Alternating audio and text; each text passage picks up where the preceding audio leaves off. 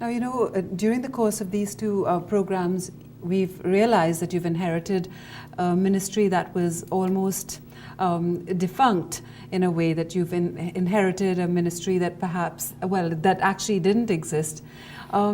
How long is it going to be until we can actually see the change that you want to put into place? Maybe a year, 2 years? How long? I think we'll see meaningful change within 12 months. And the reason I say that is that I need the dry season to put in place the infrastructural programs that I have planned. I can't get my equipment into the fields and into the drains at this point in time because, of course, the rain prevents me from doing so. Similarly, we intend, and I've put it in the budget and I've said it in my budget presentation, that we're going to build 100 farm ponds across Trinidad and Tobago to service the agricultural sector. Again, I need dry weather to be able to do that. So once I put those two things in place, we're going to be able to see, in addition to which we're installing several pumps on the banks of the Caroni River that will take water out of the river and put them directly into the 2-acre farms and into the Caroni, into the Wallerfield area, into the Orange Grove area. So once we are able to do those things, which we will in a very short space of time in the early part of next year, in addition to which I've written to every single member of Parliament about 3 weeks ago, on both sides of the House, I might say, both PNM as well as the People's Partnership members, asking them for a list of access roads for agricultural lands that they want to have put forward to either have built, repaired or maintained.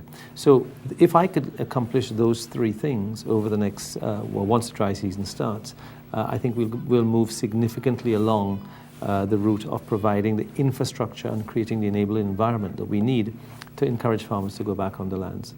We also heard earlier in one of these programs, and this is our closing time, that our drainage system needs to be rehauled. And hopefully that you're liaising with the Works Minister on that. That's 40 years old. It's rusty. It needs to be done again. That's happening, presumably. One of the challenges that we face is the fact that not all of the resources reside in the Ministry of Food Production, Land and Marine Affairs. And therefore we have to adopt a very collaborative approach with the Ministry of Works as well as the Ministry of Local Government to be able to accomplish a lot of the things we want to do. Any final words?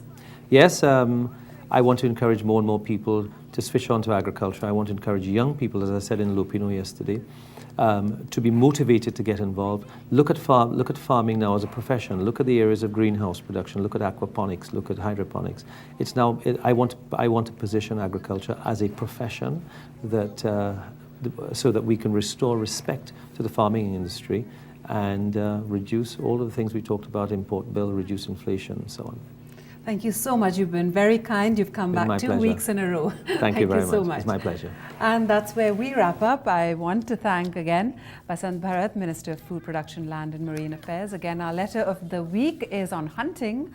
Once again from Acting Forester 2, Arthur Lee Harry, who says, I wish to take strong objections to the comments spouted by Mr. Barry Miller, Vice President of the Hunting Association, on your program Cleaning Up the Mess, aired in early October. Mr. Miller alluded to the fact that game wardens were not performing their duties because of lack of basic equipment and low motivation. The Wildlife section of the Forestry Division wishes to vehemently deny those statements. A check with the CBOs at Matura, Grand Riviere, Fishing Pond and Blanchisseuse will attest to the fact that game wardens did in fact conduct patrols in these areas during the turtle nesting season. The game wardens also have responded to a number of distress calls from people who had wild animals trapped in their homes and property and gave warnings to illegal wildlife traders. Despite the constraints faced by the officers, they continue to perform their duties. And that from Acting Forester 2, Arthur Lee Harry. In the last 3 months, we've covered a lot of ground. I think you'll agree that we are among the most polluted small island states in the world, that in the absence of recycling laws, we dump over 50 million plastic bottles every month. When these are exposed to heat, they produce among the most toxic substances that exist. There's been no new environmental legislation for a decade. In this context, we once again applaud the Minister of Housing and Environment, who has stated that the beverage bill is to be laid before Parliament, and assure him of our support. We discovered that there have been calls to shut down 2 of our 5 dumps because their filter capacity and unhygienic, and that these dumps are polluting our water table and produce and contributing to alarmingly high rates of cancer in this country. We discovered too that a tiny island like Barbados is recycling up to 70% of its waste, while we recycle next to nothing. Please continue to care. Send in your comments, suggestions and photos on our environment to Cleaning Up the Mess at guardian.co.tt. Join our Facebook page. A reminder again that Carib Glass wants your bottles for cash. Call Dave Gajadar on 684-0889 to recycle plastics. Call Pirana 679-7826. In the meantime, I urge you not to litter, to recycle your glass, paper and plastics as much as you can and work towards creating a cleaner, greener and more beautiful Trinidad and Tobago. This is CNC3. I'm Ira Mathur. Have a great day.